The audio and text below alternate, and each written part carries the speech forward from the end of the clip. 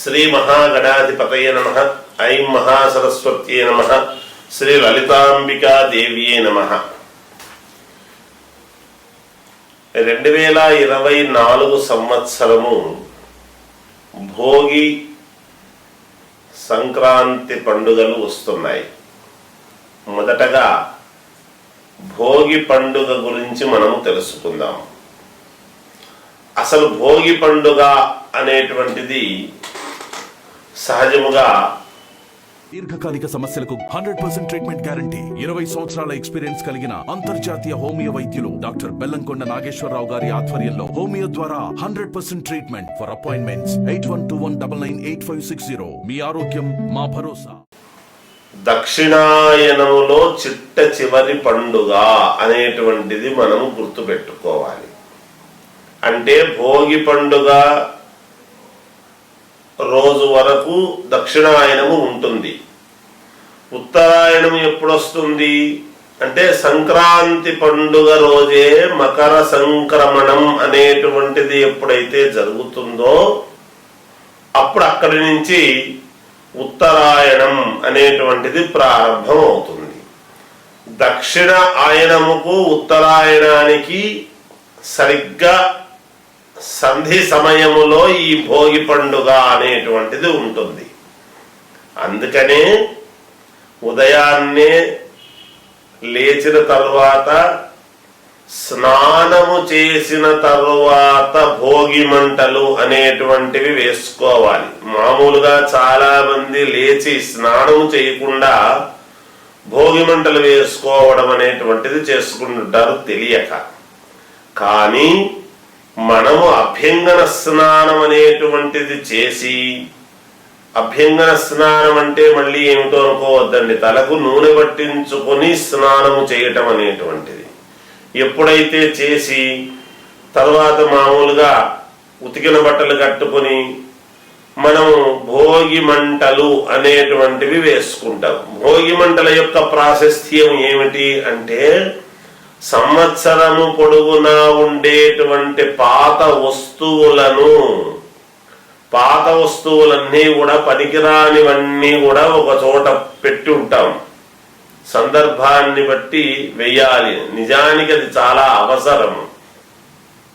ఎందుకు ప్రతి ఇంటి ముందు కూడా భోగి మంటలు వేసేటువంటి కారణం ఏమిటి అంటే ఈ పాత వస్తువులన్నీ కూడా ఎక్కడంటే అక్కడ పడేసి అలా చెయ్యకుండా ఇంటి ముందే భోగి మంటలు అనేటువంటివి వేసుకుని భోగి మంటల్లో ఎప్పుడైతే ఇవన్నీ వేసేసి దగ్ధము చేస్తామో ఆ పాతవన్నీ కూడా ఇదైన తర్వాత మనలో ఉండేటువంటి మనకు మేలు జరిగే విధముగా పాతవన్నీ కూడా పోయి కొత్తవి ఆహ్వానించటానికి మన ఇంట్లో కావాల్సినటువంటి ప్రతి వస్తువు కూడా కొత్తది ఇంటికి రావటానికి మనము స్వాగతం పలికిన వాళ్ళం అవుతాం. అందువలన భోగి మంటలు అనేటువంటివి వేసుకోవడము జరుగుతుంది గాక. దాని యొక్క సారాంశమే అది. అంటే ఆ సంవత్సరం పొడవునా పాతవన్నీ కూడా తీసేసి కొత్త సంవత్సరము రైతుల పండుగ. ఇది ముఖ్యముగా మనకు మామూలుగా భోగి సంక్రాంతి పండుగలు కనుమ అని ఎప్పుడైతే అనుకుంటున్నామో విశేషముగా రైతులకు చాలా ముఖ్యమైనటువంటి పండుగలు. అందుకని అలాగే సాయంకాలము పిల్లలకు భోగి పళ్ళు పొయ్యటం అనేటువంటిది జరుగుతుంది. అదేమిటి దాని యొక్క సారాంశం అంటే చెరుకు గడలు, తర్వాత రేగుపళ్ళు, అలాగే పల్లీలు, ఇవన్నీ కూడా బెల్లము ముక్కలు అంటే చెరుకుతో తయారు చేయబడేటువంటివి బెల్లము ముక్క. చూడండి, ఇవన్నీ కూడా నువ్వులు అన్నీ కూడా కలిపి భోగి పళ్ళు పోసిన తర్వాత ఇవన్నీ కలిపి పిల్లలకు ఇవ్వటం అనేటువంటిది జరుగుతుంది.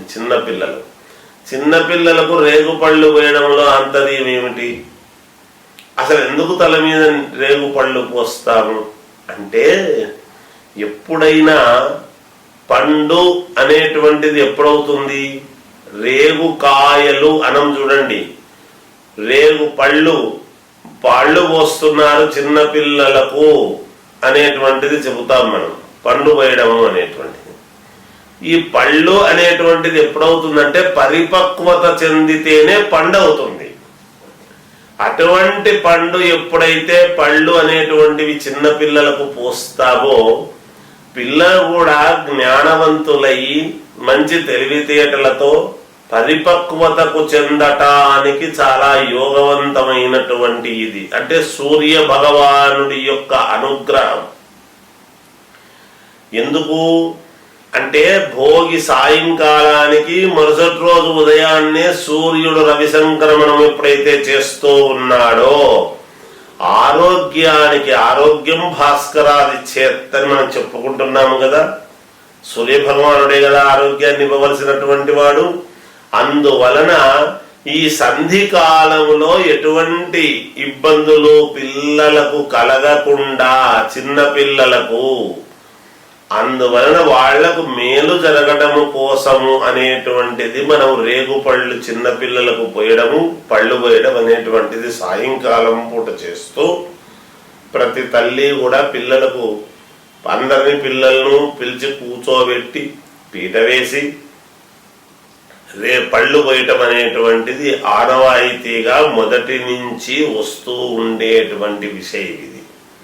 సూర్యుడి యొక్క అనుగ్రహము వలన పిల్లలకు ఆరోగ్యంతో కూడి ఆరోగ్యవంతముగా ఉండటానికిను పండ్ల వలె పరిపక్వతకు రావాలి. పిల్లలు ఎదిగే కొద్దీ వాళ్ళు పరిపక్వత చెందాలి అనేటువంటి భావనతో ఈ కొత్త చెరుకు పంట అనేటువంటివి, సంక్రాంతి పండుగ అంటే పంటలన్నీ కూడా కొత్త పంటలు, స్వచ్ఛమైనటువంటి పంటలు ఇంటికి రావడము జరుగుతుంది గాక. అందువలన ఇలా కొత్త బెల్లము వీటన్నిటినీ కూడా తీసుకుని పిల్లలకు పోసి మనము ఈ భోగి పండుగ అనేటువంటి పండుగను పరమ సంతోషముగా ఆనందంగా ప్రతి ఇంటింట ఎంతో సుఖశాంతులతో ఉండేటువంటి విధముగా ఈ భోగి పండుగను మనము జరుపుకుంటూ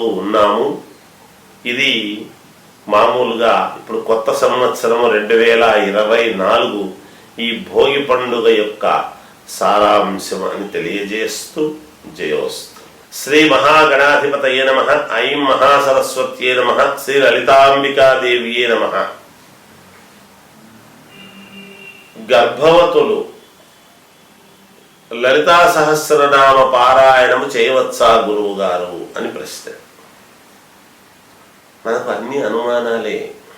ఏమి చేస్తే ఇబ్బందో, ఏమి చేస్తే ఇబ్బంది లేదో తెలుసుకోవాలి అనేటువంటి తపనతో అడిగేటివే. అనుమానము అంటే అదేమి తప్పుగా. అయితే గర్భవతులు సలక్షణముగా లలితా సహస్రనామ పారాయణము నిత్యము చదవవచ్చును.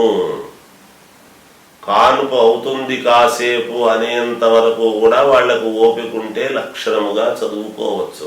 ఎక్కడ చదువుకోకూడదు అనేటువంటిది ఎక్కడా లేదుగాక లేదు.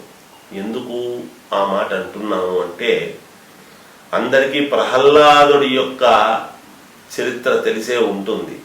మరి గర్భములో ఉండంగానే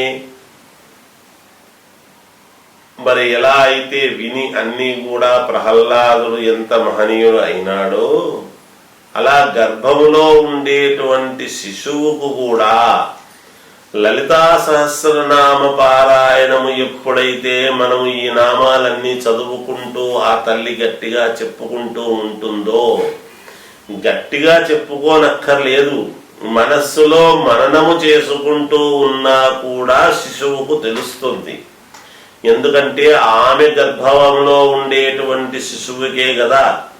కనుక తప్పకుండా ఆ శిశువు యశోవంతముగా తేజోవంతముగా రావటానికి అవకాశం ఏర్పడుతుంది రేపు పొద్దున లోకములోకి. కనుక ఎక్కడా కూడా గర్భవతులు చదవకూడదు, చెయ్యకూడదు అనేది ఏమీ లేదు. ఏదో ఊరికే పనికిరానివి అవి ఇవి చూస్తూ ఏదో కాలహరణం చేస్తూ ఏవేవో మాటలు మాట్లాడుతూ ఏవో సినిమాలు చూస్తూ అలా కాలము వెళ్ళబుచ్చేటువంటి దానికంటే నిరంతరము కూడా, అందుకనే కొంతమంది డాక్టర్లు చూడండి, ఎప్పుడైతే గర్భవతులు మామూలుగా కానుపు అయ్యే ముందు వరకు కూడా అయ్యే వరకు కూడా ఇంట్లో మంచి పిల్లల ఫోటోలు, మంచి బొమ్మల ఫోటోలు ఇట్లాంటివి ఏవో చూసేదానికి చూస్తుంటే మంచిది అనేటువంటి భావనతో పెట్టుకుని ఉంటారు. ఎందుకు? చూసే కొద్దీ మనస్సుకు అటువంటి పిల్లవాడినే మనసులో భావన చేసుకుంటే ఆ స్త్రీమూర్తి ఆ మనస్సుకు తగ్గట్టు లోపల రూపము ఆకారము పొందుతుంది అని. అందుకనే కదా తన మనస్సంతా కూడా భర్త యందు ఉంటుంది. ఎప్పుడూ కూడా ఒక స్త్రీమూర్తి యొక్క మనస్సు ఎవరి మీద ఉంటుంది అంటే ఈ కాన్పుకు కారణమయ్యేటువంటి భర్త మీద మనస్సు ఎక్కువగా నిమగ్నమై ఉంటుంది. అందుకనే చాలా మంది స్త్రీలు భర్త పోలికలతో కూడినటువంటి సంతానాన్ని పొందడానికి అవకాశం ఏర్పడుతూ ఉన్నది. భర్త లాంటి వాడినే పిల్లలను కంటారు. ఎలాగంటారంటే మనస్సులో చేసుకునేటువంటి భావన అంత గొప్పది. ఎప్పుడు అదే స్త్రీమూర్తి యొక్క ఔన్నత్యం మనం గ్రహించాల్సింది. అందువలన సలక్షణంగా గర్భంలో శిశువు ఉన్నప్పుడు గర్భవతులు అందరూ కూడా లలితా సహస్రనామ పారాయణము చదివితే మంచి అమ్మవారి స్వరూపమైనటువంటి అమ్మాయిని గనవచ్చు, లేదా అమ్మవారి యొక్క అనుగ్రహంతో మగ సంతానాన్ని కన్నా ఎవరిని కన్నా తేజోవంతమైనటువంటి శిశువును కనడానికి అవకాశము ఏర్పడుతుంది. మంచి జ్ఞానవంతులు అవుతారు, తెలివిగా బాగా మంచి చదువర్లు అవుతారు, మంచి తెలివితేటలు కలిగిన వాళ్ళు అవుతారు, మంచి ఆరోగ్యవంతులు అవుతారు. లలితా సహస్రనామ పారాయణములో లేనిది ఏముంది చెప్పండి? ఎన్నున్నాయో అన్ని కళలతో అంత పూర్ణత్వమైనటువంటి శిశువును కనడానికి అవకాశం ఉంటుంది గాక తప్పకుండా లలితా సహస్రనామ పారాయణం అనేటువంటిది గర్భవతులు ఖచ్చితంగా చదవవచ్చును. ఎక్కడా ఏమీ అడ్డంకు అనేటువంటిది ఎంత మాత్రము లేదు. మనం పెట్టుకుంటున్నాం ప్రతిదీ కూడా, కానీ ఇలాంటి అడ్డంకులు ఎక్కడా లేవుగాక లేవు. జయోస్తు.